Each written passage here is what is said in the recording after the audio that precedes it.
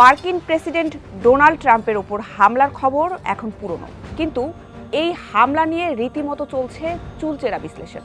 আন্তর্জাতিক সংবাদ মাধ্যমগুলো যেমন এই হামলাকে দেখছে নিরাপত্তা ও রাজনৈতিক উত্তেজনার বাস্তব প্রতিফলন, তেমনি অনলাইন জগতে ছড়িয়ে পড়ছে বিভিন্ন থিওরি। অনেকে প্রশ্ন তুলছেন, ট্রাম্পের উপর কি সত্যিই হামলা হয়েছে, নাকি পুরোটাই রাজনৈতিকভাবে সাজানো কোনো নাটক? আর কেনই বা এই প্রশ্ন আসছে, জানবো আজকের স্টার এক্সপ্রেসে।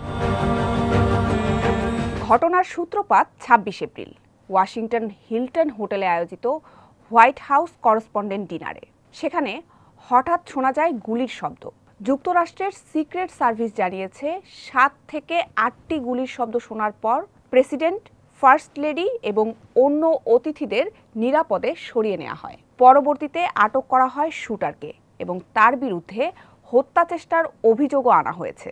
ডোনাল্ড ট্রাম্পের উপর হামলার কয়েক ঘন্টার মধ্যেই বিভিন্ন প্ল্যাটফর্মে দাবি ছড়িয়ে পড়ে, এই হামলা হয়তো পরিকল্পিত বা পুরোপুরি সাজানো। কিছু পোস্টে বলা হয় রাজনৈতিক সহানুভূতি অর্জন বা জনমত প্রভাবিত করার জন্য এমন ঘটনা ঘটানো হতে পারে। তবে দ্য ওয়াশিংটন পোস্ট ও দ্য গার্ডিয়ান সহ আন্তর্জাতিক গণমাধ্যমগুলোর বিশ্লেষণে বলা হয়েছে, এ ধরনের দাবির পেছনে কোনো যাচাইযোগ্য প্রমাণ নেই, বরং এগুলো মূলত অনুমান, সন্দেহ এবং রাজনৈতিক পক্ষপাত থেকেই করা হচ্ছে। তাই প্রশ্ন আসছে, তাহলে কেন ট্রাম্পের ওপর হামলা সাজানো এমন থিওরি দ্রুত ছড়াচ্ছে? যে কোনো বড় ঘটনার পরপরই সম্পূর্ণ তথ্য প্রকাশ পায় না। এই সময়টিকে ইনফরমেশন ভ্যাকুয়াম বলা হয়। এই শূন্যতাই গুজব ও বিকল্প ব্যাখ্যার জন্ম দেয়। অপরদিকে ট্রাম্পের ওপর হামলাটি এমন সময় হলো যখন যুক্তরাষ্ট্রের রাজনীতিতে বিভাজন অত্যন্ত তীব্র। ফলে একই ঘটনাকে ভিন্ন রাজনৈতিক গোষ্ঠী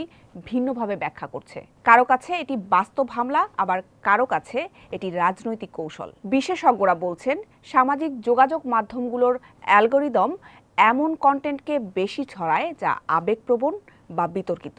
সাজানো হামলা, এই ধরনের দাবি তাই দ্রুত ছড়িয়ে পড়ছে। এর আগেও ট্রাম্পকে ঘিরে সহিংসতার ঘটনায় একই ধরনের থিওরি ছড়িয়েছিল, ফলে মানুষের একাংশ আগেই এমন ধারণা গ্রহণে মানসিকভাবে প্রস্তুত ছিল।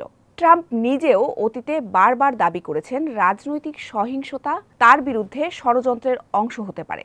অন্যদিকে তার সমালোচকরা মনে করেন, এই ধরনের ঘটনার পর রাজনৈতিক সুবিধা নেওয়ার প্রবণতা যুক্তরাষ্ট্রের রাজনীতিতে নতুন নয়। এই প্রেক্ষাপটে সাজানো হামলা থিওরিটি অনেক সময় রাজনৈতিক বক্তব্যের অংশ হিসেবেও ব্যবহৃত হয়, যেখানে তথ্যের চেয়ে বিশ্বাস ও মতাদর্শ বেশি গুরুত্বপূর্ণ হয়ে ওঠে।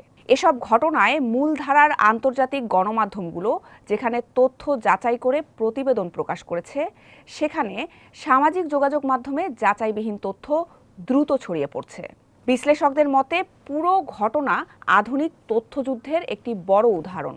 গবেষণা বলছে, মানুষ সাধারণত জটিল বা ভয়াবহ ঘটনাকে সহজভাবে ব্যাখ্যা করতে চায়। সবশেষে বলা যায়, ট্রাম্পের ওপর হামলা সাজানো নাটক এমন দাবিগুলোর পক্ষে কোনো প্রমাণ নেই বলে স্পষ্ট করেছে আন্তর্জাতিক গণমাধ্যমগুলো। বরং পুরো ঘটনায় সবচেয়ে বড় চ্যালেঞ্জ হিসেবে সামনে আসছে মিথ্যা তথ্যের ভিড়ে সত্যকে শনাক্ত করা।